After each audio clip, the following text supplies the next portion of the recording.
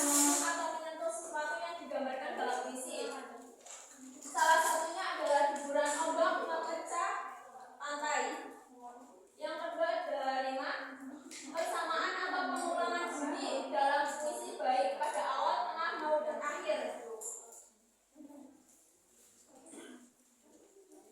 Yang berikutnya ada kata bermakna konotatif.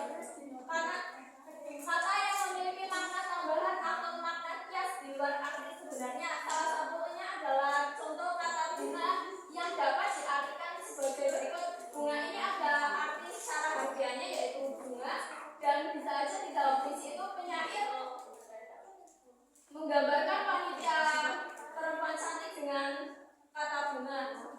Bisa saja penyair menggambarkan cinta itu adalah bagaikan bunga, seperti itu.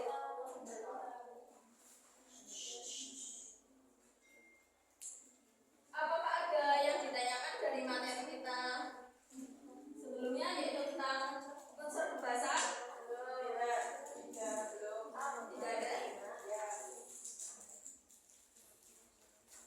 Dan ini ada salah satu contoh puisi. Ada yang mau membacakan? Saya. Ke atas ya.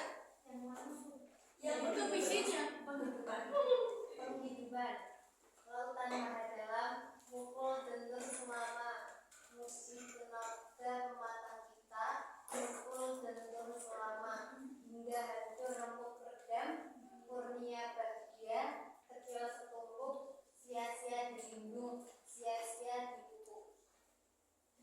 Terima kasih kepada Mbak Fia. Nah, dalam puisi tersebut ada analisisnya. Yang pertama ada citraan.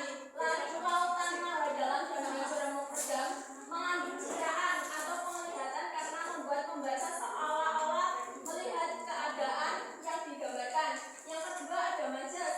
Lirik menguji tenaga pematang kita menggunakan majas personifikasi karena lautan digambarkan seolah-olah dapat menguji seperti manusia.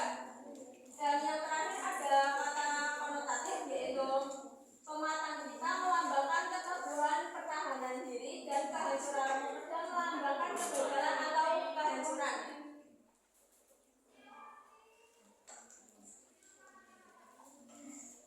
Nah, selanjutnya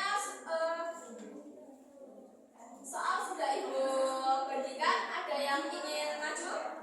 Ya, saya. Mbak Atika?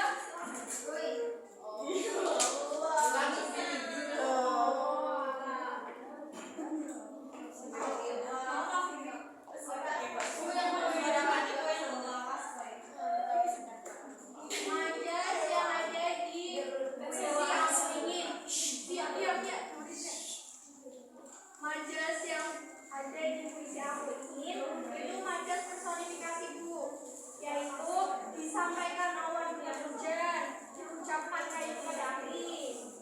Citraannya itu citraan penglihatan Bu.